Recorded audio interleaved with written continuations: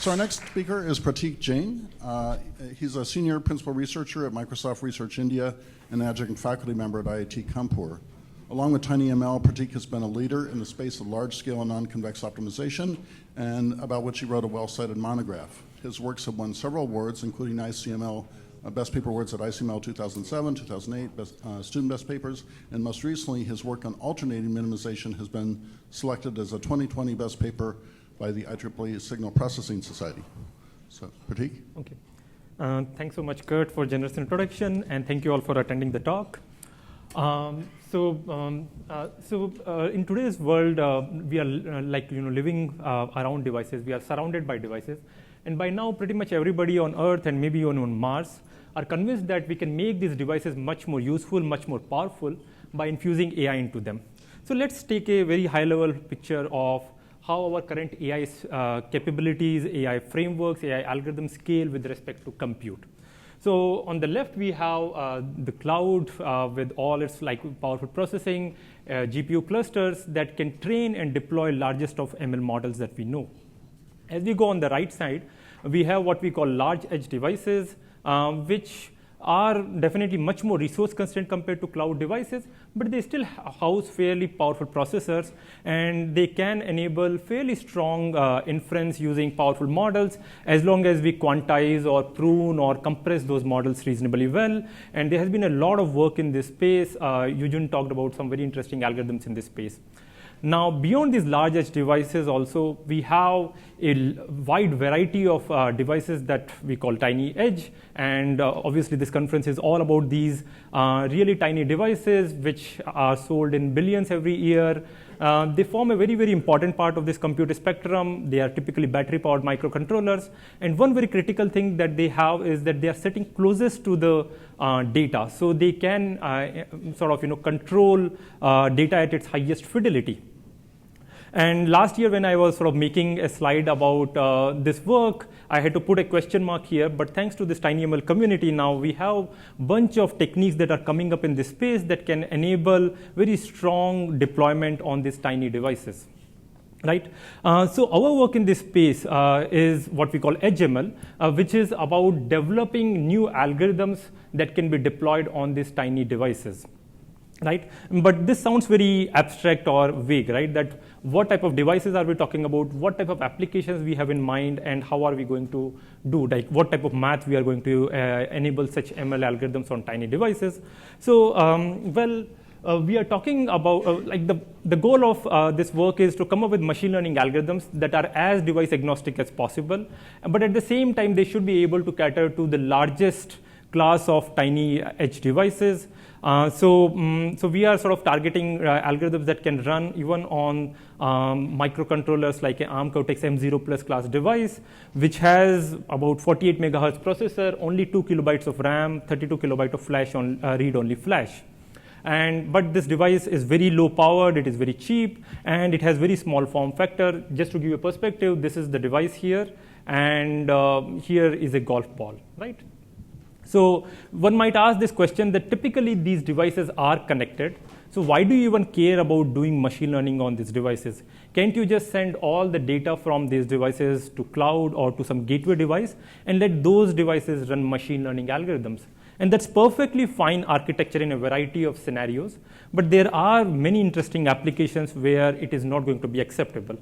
And overriding theme in all those applications is that communication is much, much more expensive than compute for these tiny devices, especially when you measure it in terms of latency or battery or bandwidth or even say privacy, which means that we have multiple application domains like health-centric wearables, smart farms, smart cities, smart sports, smart factory, appliances, where we will need to come up with machine learning algorithms that can be deployed on these tiny devices, and they should be able to run in a very robust manner. Right? And I'm pretty sure I don't need to convince this audience that this area is critical, right?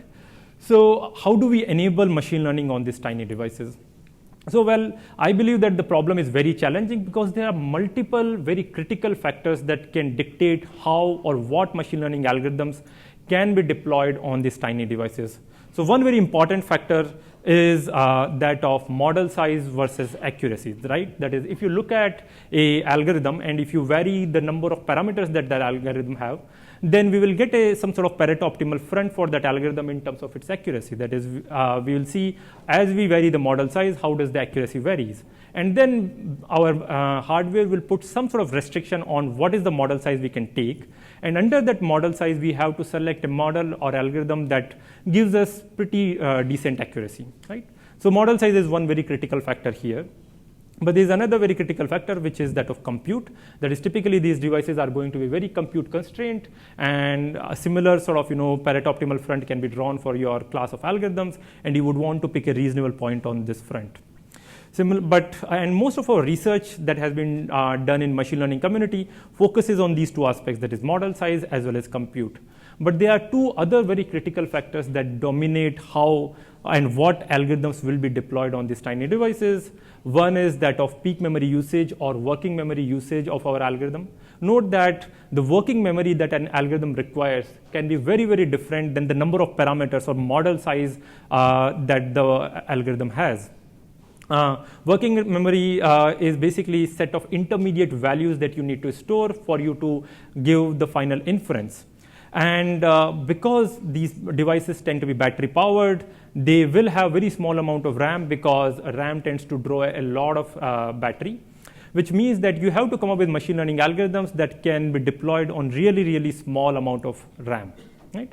Another very critical aspect is that of energy. Because these devices are dependent on battery, we want to have the best energy profile for our algorithm. And again, here you can leverage your cloud solution significantly, because maybe you can ship up a small number of points, which are very difficult to compute on tiny devices, ship them to cloud and have those computations being done on cloud, whereas some various other sort of activities, low-cost activities, can be done on the device. So you can come up with a bunch of architectures that can leverage or come up with best energy profile for whatever accuracy performance you want. And that's why a machine learning algorithm, which is going to be sort of applicable in a variety of scenario, which is applicable for a variety of devices, should consider all these factors. And on top of that, there is one very critical factor, which is that of deployment ease. That is, you want to have an algorithm that should be sort of easy to deploy using some of the existing tools, like ELL tool that's being developed by Offerdeckel's team, Microtensor, Cube.ai, etc. Right. So when we look at the machine learning literature, especially like cutting edge research literature, which addresses these aspects for deployment on tiny devices, we can sort of categorize that literature in three broad approaches. One approach is that of compressing existing architectures. That is, we can take an existing neural network architecture and maybe quantize our weights, or make the weights to be very sparse, or put some more structure on top of it. And this line of work will be covered in this session. Eugene already talked about some of this work. There are a couple of later talks also which will discuss this approach. Another sort of approach is to search better architectures that are also hardware aware. Again, Eugene gave a very good sort of overview of this area, and there will be one more talk that will be addressing some of these aspects. And then the third approach is to design new architectures or new blocks for these tiny devices. So those blocks will be designed specifically for whatever tiny devices we are trying to deploy our solution on. And our talk, as well as later talk by Andrew in this session, sort of addresses this type of approach. So just to be precise and to have everybody on the same page, the goal of our project is to build machine learning algorithms that can be trained in cloud, but they should be deployed on this tiniest of the devices. Right? And as part of this project, we have what we call Microsoft EdgeML library, where we have 6 new algorithms. These algorithms have been published in the top machine learning conferences, or they have been submitted there. And most of our source code is available on our GitHub repository. It is open source, along with our papers and all other documentation. Right? So these models or these new algorithms that we have can be thought of as new super cheap blocks that you can use to build your final neural network architecture. For example, our Bonsai and Proton algorithm can be thought of as much cheaper version of standard multi-layer perceptron or multiple feed-forward network in standard neural network architectures. Similarly, our work on recurrent neural network or RNNs like FastRNN and SHRNN can be thought of as much cheaper cells compared to your standard LSTMs and GRUs, especially when you want to deploy them in streaming data setting or always on settings. And finally, our work on RNN pool can be thought of as a new pooling operator for convolution neural network-based architectures, where this RNN pool should be able to replace multiple convolutions plus average or max pooling type of architecture, make them much shallower, and make them much more memory and compute efficient. Right. So I would not be able to talk about these algorithms in the talk, but I will give a very high-level overview of our Proton algorithm and also the FastRNN algorithm. So Proton algorithm can be thought of as a super compressed but powerful nearest neighbor search type of algorithm for classification, given some sort of pre-computed features. So it's well known that nearest neighbor classifier is very expensive, even for the large hardware. So we cannot hope to deploy it on tiny devices. But what we can do here is we can take this, our training data, which is required as a model in nearest neighbor architectures, and we can project it in very low dimensional space using sparse projection matrix. So that already reduces the size of the model significantly, because now we will need to store only these training points in very low dimensional space. On top of that, now we can search for a small number of prototypes, or we can learn a small number of prototypes that are representative of the entire training data. And we will also need to learn the labels of these prototypes, which means that now if I give you a new test point, we will first project that test point in this very low dimensional space using sparse projection. And then we will search amongst the learned prototypes that we have, the nearest ones, and based on their labels, we will classify this test point that we have. And here, the learning parameters that we have are the projection matrix, the prototypes, and the label vector. And we learn all three of them jointly with explicit budget constraint that this model should fit in, say, 2 kilobytes of RAM, or should have less than these many computations. Right? And we have sort of training algorithm that is able to learn with all these constraints in place, and we are able to sort of train fairly interesting models. So for example, when we deploy our solution and compare it against some of the standard algorithms like gradient boosted decision trees or support vector machines or multi-layer perceptrons for classification, on a variety of benchmarks, we observe that our algorithms achieve similar accuracy as the state-of-the-art methods. So for example, here our Proton algorithm is presented by this blue bar, and our Bonsai algorithm is presented by this red bar. And on a bunch of these benchmarks, we observe that the accuracy that is achieved by Bonsai or Proton is very similar to these neural networks with multiple hidden layers or gradient boosted decision trees. But when we look at the model size, our algorithms are restricted to have at most 16 kilobyte of model size, whereas these state-of-the-art methods can take 100 megabytes or even half a gigabyte for the same task. Right?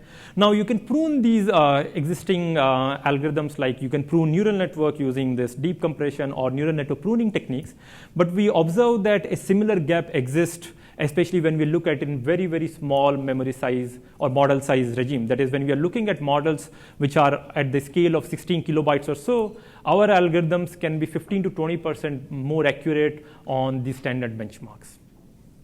Okay. All right, so that was what I had to talk about on Proton. Please look at our paper if you are more interested in learning about this algorithm. Now I will very briefly talk about the FastRNN algorithm. So recurrent neural network are very popular in modeling time series data.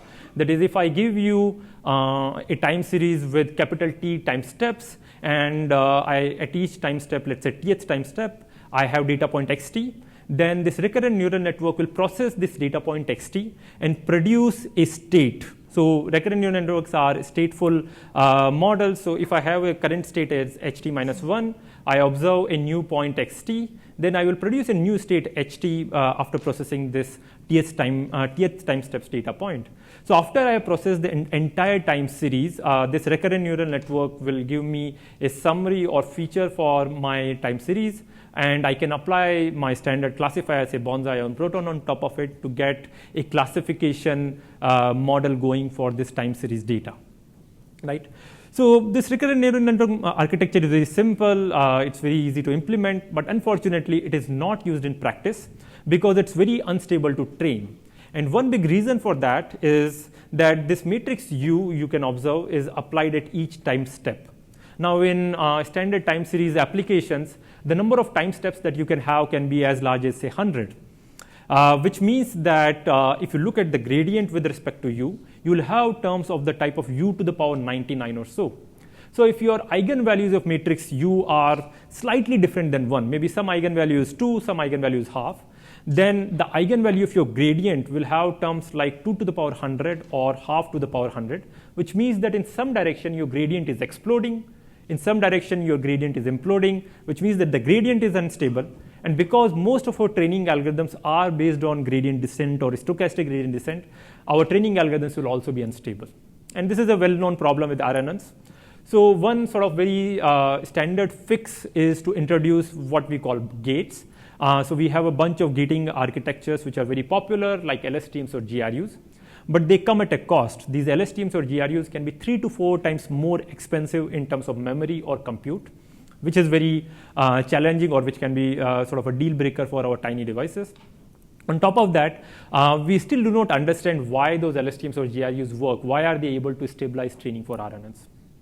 So here we have taken sort of an orthogonal approach. We have designed a new cell that we call FastRNN, which uses exactly the same number of parameters as RNN, but it is able to train it fairly stably, and the performance or the accuracy is also very similar to your standard gated architecture. FastRNN can be maybe 2 to 3% worse, but it is at least able to train well. And furthermore, we can actually prove understand why FastRNN is able to train RNN so well, so stably, right? So the idea behind FastRNN is very simple. It can be thought of as a very simple residual connection-based architecture. That is, let's say h2TDL is the standard RNN update that you get. Typically, this h2TDL can be significantly different than your ht-1. That is, your RNN can flip-flop significantly from each time step to each time step, which means that it can sort of be very unstable, and that creates this issue with training. So instead of going all the way to h2TDL and creating this issue of flip-flopping, FastRNN sort of hedges its bet. That is, our new state ht is given by a convex combination of the existing state ht-1 and the new state h2TDL. So here these parameters alpha and beta typically are learned, but think of beta as around 1 and alpha as much smaller quantity, which means that we are changing our states very slowly in FastRNN, and because of that we can show that it can be trained very efficiently, and on top of that we can show that its accuracy is also not bad. To further bridge the gap between accuracy of FastRNN and gated RNNs, we can introduce some gates without increasing the amount of compute required or amount of memory required. And to bring down the amount of compute and memory furthermore, we actually constrain the parameters that we have in FastRNN, that is W and U, to be low rank, to be sparse, and to be quantized. So now we will learn this entire architecture with these constraints on our parameters U and W from scratch, right? And sure, the training is a little bit more complicated, but we can sort of architect it properly so that it can train stably on a variety of benchmarks. And we can show that this new architecture, FastRNN, is significantly cheaper than standard architectures like LSTMs and GRU. But at the same time, on a variety of benchmarks, its performance is very similar. So for example, we have tried our RNN cell on keyword spotting problems, on benchmarks from the domain of sentiment classification on natural language data, activity recognition with IMU sensor data, and simple digit recognition on image data. And here we observe that FastRNN, which is represented by this red bar, has accuracy which is very similar to GRUs or LSTM. But when you look at the model size, our model can be 20 to 80x smaller than GRUs or LSTM. And the same story holds in terms of compute when we deploy on tiny devices. That is, we deployed our algorithms on this Maker 1000 device from Arduino, which is essentially an M0 plus class device, and also an Arduino Duo device. And there we observe that our model, which is FastRNN, can be 25 to 100x faster in terms of prediction time than the standard gated architectures. Okay. So you might have observed that most of algorithms that we have in our HML library focuses on recurrent neural networks. And you might wonder why. Well, there are two reasons for that. So one is that time series data appears very naturally in tiny devices or IoT domain, because we have sensors that are collecting data at every few time steps. So we naturally have this time series data, and the goal will be to analyze this time series data and predict some event that is happening there, right? And RNNs are very sort of good tools to model this time series data. So that's one reason. But another important reason is that RNNs can be significantly more cheaper than your other architectures like CNN in terms of memory required. And because of that, we can deploy RNNs on tiniest of the devices. But that means that the compute requirement that we'll have is going to be very, very high. And that's why we have developed these cells like FastRNN, etc., that can sort of enable much, much faster and more efficient RNN cells. And finally, to ensure that these RNN cells can be deployed in this much more bigger architectures, we need to sort of come up with much more interesting techniques like parallelizing RNNs, combining it with CNNs, etc., which is where some of the other works that we have like EMI RNN, SHRNN comes in picture. All right.